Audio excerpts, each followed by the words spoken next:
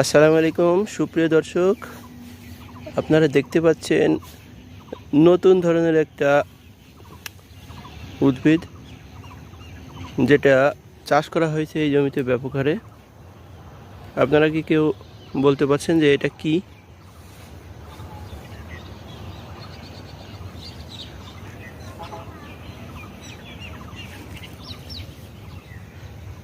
এটা আমি যদি নামটা বলি তাহলে সবাই চিনবেন।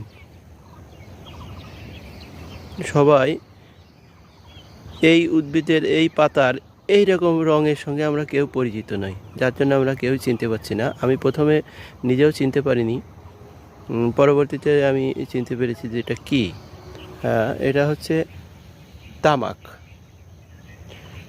তামাক পাতা এখন সবুজ দেখা গেলেও বিশেষ প্রক্রিয়াজাতের মাধ্যমে এই সবুজ পাতা কালো হয়ে যায় এবং একটা গন্ধ তৈরি হয়, এবং তারপর সেটা থেকে বিড়ি, সিগারেট, জর্দা, যে নেশা জাতীয় দ্রব্যগুলো তৈরি হয় সেটা তৈরি হয়। এখানে ব্যাপক হারে তামাক চাষ করা হয়েছে।